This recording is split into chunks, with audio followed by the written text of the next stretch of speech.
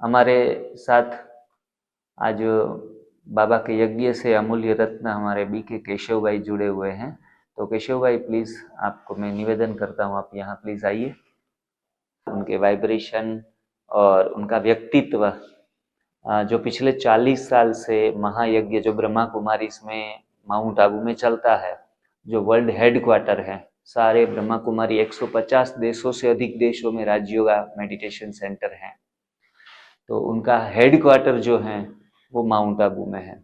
वहाँ पिछले 40 साल से वो यज्ञ में, जहाँ वीआईपी भंडारा है ज्ञान मानसरोवर पांडव भवन में, तो वहाँ वो भोजन खिलाने की सेवाएं देते आए हैं। और हमारे यहाँ पंजाब में चंडीगढ़ में आए तो खास करके गुरु नानक जी भी कहते थे कि, और हमारे गुजरात में जलाराम बाबा हो गए हैं, वो कहते थे कि भूखे को भोजन दो टुकड़ा।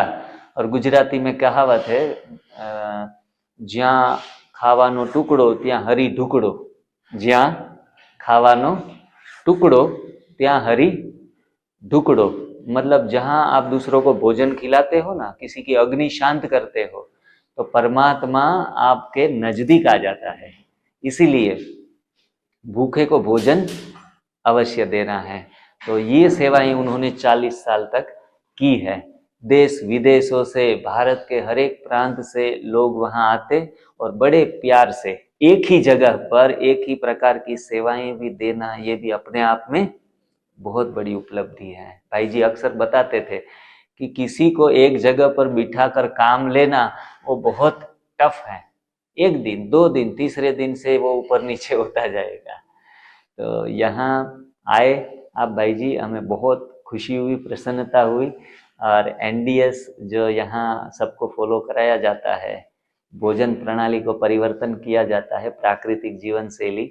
आपने भी 10 दिन से यहाँ बस ग्रीन जूस पिया, कुछ हल्के फुल्के फल खाए और बस आराम किया। तो हम आपकी कोई मेहमान नवाजी नहीं कर पाए हैं, और यहाँ वीआईपी भोजन आपको कुछ नहीं मिला है जो आप वहाँ खिलाते हैं।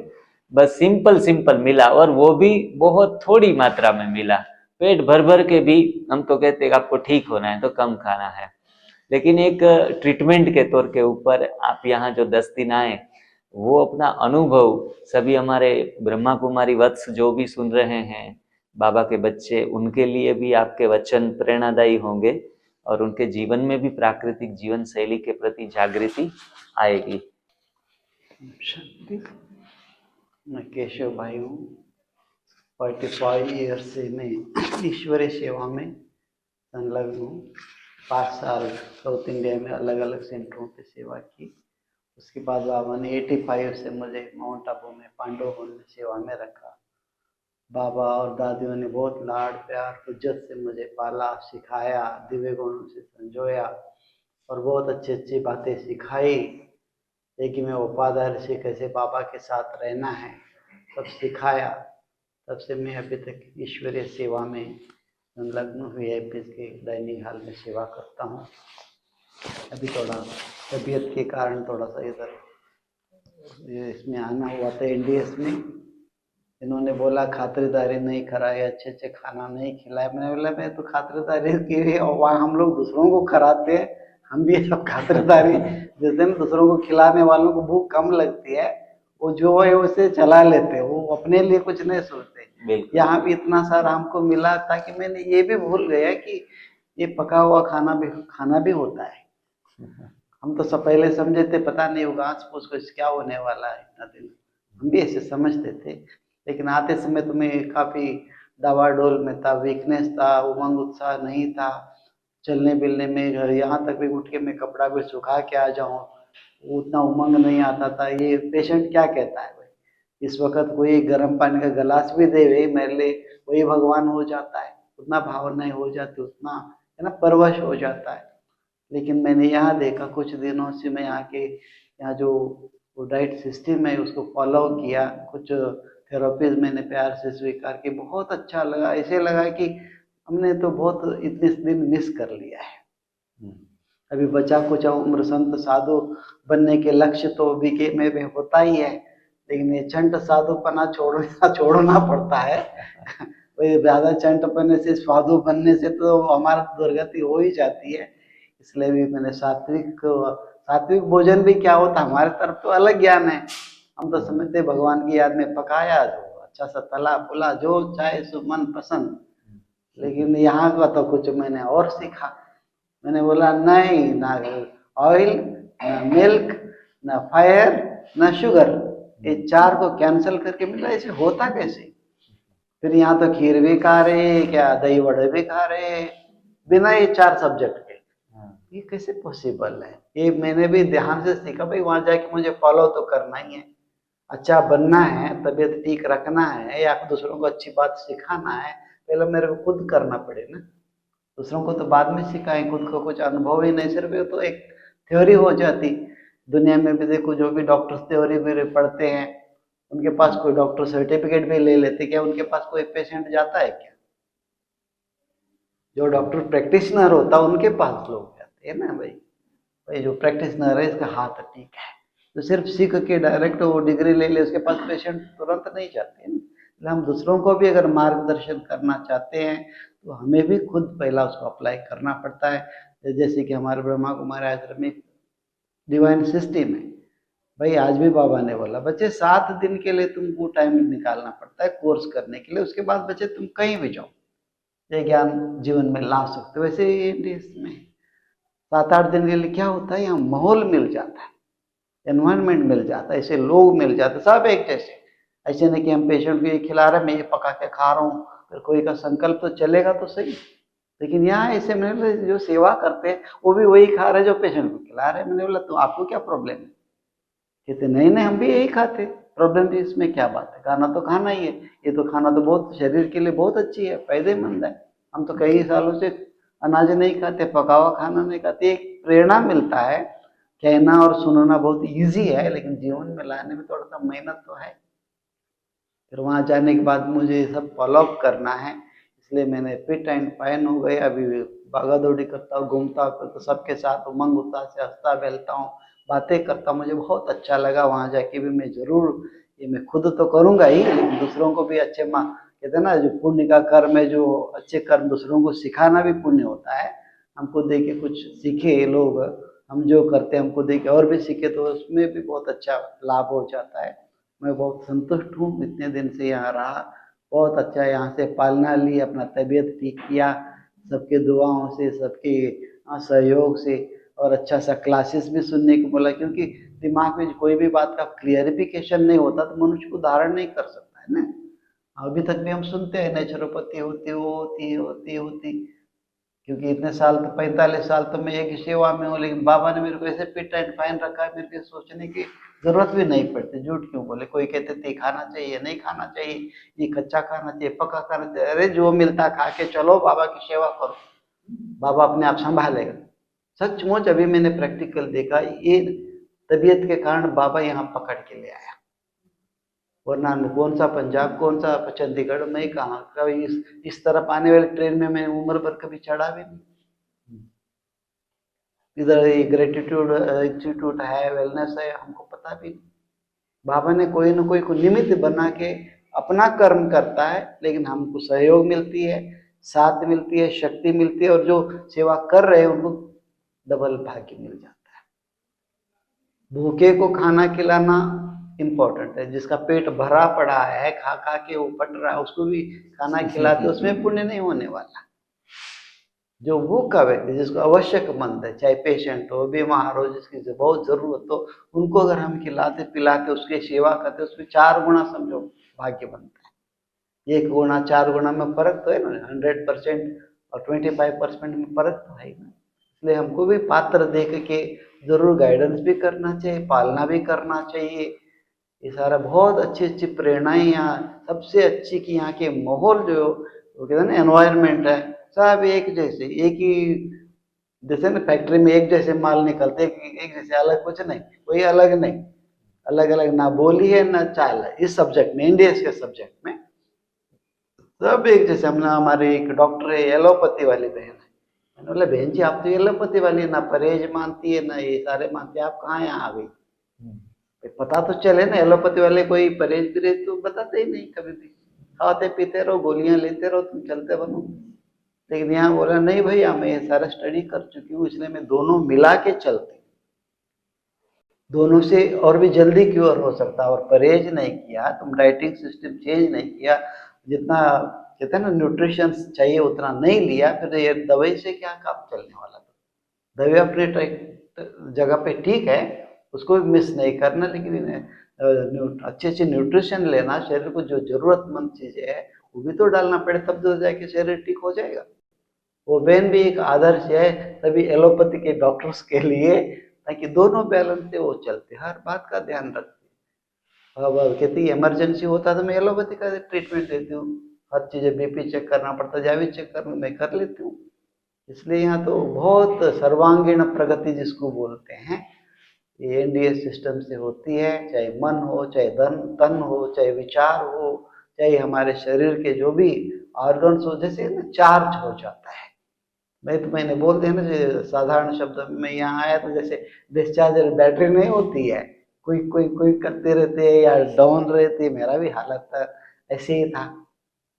बाकी मेरे इतना मुझे पता नहीं था, यहाँ आने के बाद मैं चार्ज हो जाऊंगा इतना, चलो आए हैं तो कर लेते हैं। तो एक हमारी निमित्त बहन बनी मोनिका दीदी, वो प्यार से उठा के ले, नहीं नहीं आपको ये करना ही है, आप करके तो देख लो। उन्होंने मेरे में जान भर के यहाँ तक ले आई सारा, उसके कारण सारा इतना प्यारा परिवार मिला, शिक्षा दीक्षा मिला, नई चीज मिली, क्योंकि इतने समय इस चीज के लिए मैंने टाइम नहीं दिया था, क्योंकि इतना टाइम हमारे पास होता है, अपने लिए टाइम नहीं होता।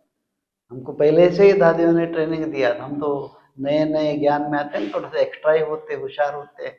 और बोलने वालों के, मैंने बोले एनवायरनमेंट कैसे मिलता है, इंसान वैसे बनता है।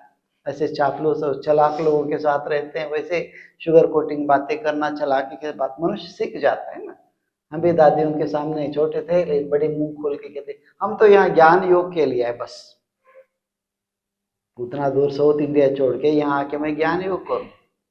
उतना कॉमन सेंस भी हमारे में नहीं था, क्योंकि ज्यादा चापलूस सर्स होते, उनका अपना दिमाग कॉमन सेंस नहीं होती, तभी तो चापलूस ही करते हो लोग।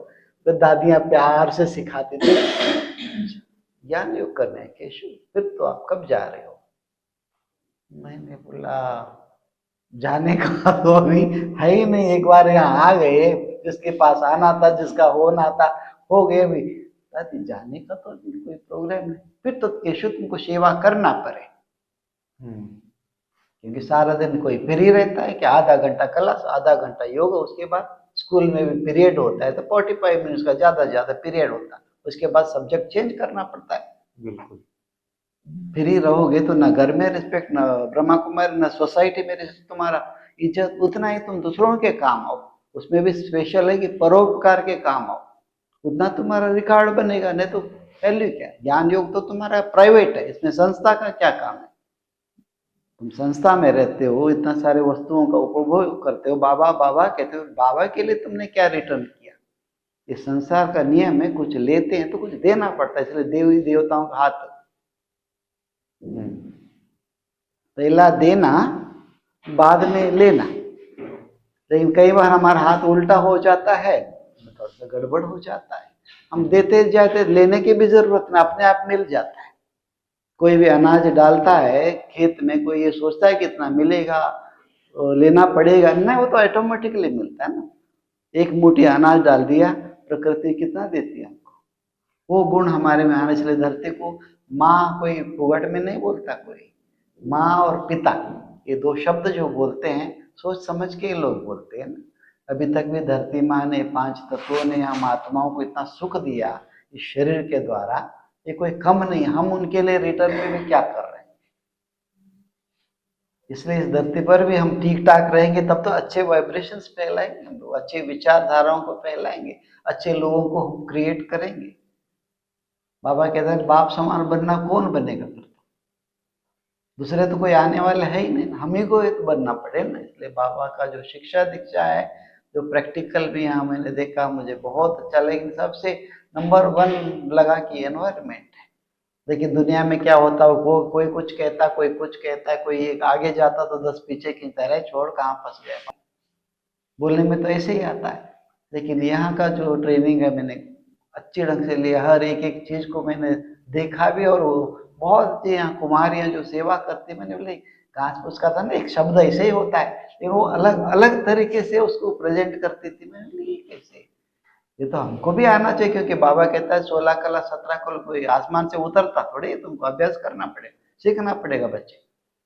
सत्युग में जाके बनेंगे, वो बनेंगे, ये तो आप भविष्य की बात छोड़ो, अभी प्रैक्टिस किया ही नहीं, परफेक्शन कहाँ से आएगा। जो पोस्ट लेना चाहते हैं दुनिया में, उसके लिए ट्रेनिंग्स होती है ना, बिना ट्रेनिंग से वो पोस्ट कैसे मिलेगा। पुलिस बनने के लिए पुलिस का ट्रेनिंग होता है, आईएएस बनने के लिए आईएएस का ट्रेनिंग होता है। कुछ भी ले ट्रेनिंग कुछ और बनो कुछ है, फिर ये तो नहीं होने वाला। इसलिए बहुत अच्छा जीवन जीने के लिए कम से कम निरोगी काया तो रहे, तो हम लोग जीवन भर अच्छा सा सेवा कर सके, दूसरों के काम आ सकते, तब तो हमारा पुण्य बनेगा ना। हमारे कर्म से सब, कर्म भी कब करेंगे जब हमारा शरीर ठीक हो। इसलिए मन भी चंगा होता है तो ये शरीर भी चंगा हो जाता है। इसलिए बहुत मेरे को ये मैं इम्प्रेस हो गया हूँ। अभी आगे चल के मुझे तो करना तो है ही, क्योंकि अच्छा जीना है तो करना ही पड़ेगा ना। फिर तो हम दूसरों के लिए कुछ नहीं करते, संसार में जो भी करते हैं अपने लिए करते। भले परोपकार भी, कहने में परोपकार होता है, उसका कई मल्टीपोल में हमको वापस मिलता है, ये संसार का नियम है। एक शिव बाबा है, क्या श्वास लेता है, क्या खाता है, क्या पीता है, क्या सोता है, वो एक है निस्वार्थ, वो कुछ लेता नहीं, वो देता रहता। बाकी हम सब मनुष्य आत्मा है संसार में। ये world is a commercial area, giving and taking should be balanced. हमको देना है तो लेना, ये तो चलता रहेगा। अगर हम दे के भी हम लेना चाहते नहीं चाहते, वो मिलेगा जरूर ना। आज जैसे ना इकोसिस्टम में जो आवाज करते हैं, तो कई बार कितने बार आता है, कई बार 2 बार आता है, कई बार कई जगह पे 9 बार आवाजें वापस आती। सेम वे यूनिवर्स में हम जो फैलाते हैं वो हमको मल्टी मिलियन होके वापस आ जाता है। इसलिए अच्छा ट्रेनिंग को मैं जीवन में जरूर रखूंगा, दूसरों को भी बहुत अच्छा सिखाऊंगा। यहाँ का भोजन खा के मेरे को कभी ऐसे नहीं लगा कि हम लोगों ने कोई खाना पीना मिस कर रहे, वो कर रहे ना, कुछ संकल्प में भी नहीं है। स्थूल तो छोड़ो, संकल्प में मेरे को नहीं आए। पहले तो थोड़ा सा लगता है भाई बिना खाए पिए कैसे रहते, नेचुरल चीज से क्या होता है, न मिर्च है, न मसाला है, न तड़का है, कोई ऐसे कोई खाना भी होता है क्या। कहने में अभी तक तो वही मजा लिए हम लोगों ने, ये मजा तो नहीं लिए। वो मजा का तो हमने अभी सजा भुगत रहे हैं। अभी देखेंगे ये मजा लेके और मजा जीवन में लाने के लिए अभ्यास करेंगे। बहुत अच्छा लगा मेरे को। एनीवे सबको बहुत बहुत बहुत थैंक्स। यहाँ जो एनवायरनमेंट बना के सेवा कर रहे हैं ना, दिल से, है ना, thanks. Actually, I raised my voice to ask one question. You are coming here for any treatment, or I don't know anything, sir. Just tell me what is the problem you are facing and what you got here joining in NDS. Yeah, I was the problem with cancer, so I came here to NDS treatment. Okay, So because before we coming- don't know that why you came here and that's why I have what come here. benefits you have got here. Yeah, you have many benefits, not single. Many benefits about the food and thinking, thought process, how to make the powerful. Yes. According to the environment only we can think the positive powerfully, and we can deal ourselves well, deal with others well, well. Very good environment is here. Anyway, I am very impressed with what I have How learned. do you feel, sir, Very personally? clever. No, but now I am very energetic. Before coming here, I was very nervous, like a discharged cell, discharged battery. Now I am okay. Yes. Yeah, I am Thank running, you. talking, and walking everywhere, enjoying Thank the you. life. Yes, I have seen you like very height, and now you are going patla, and you are so 5 kg. you are looking yes Yeah, smart 5 kg. also. I'm Okay. very happy and satisfied with this institute. Okay.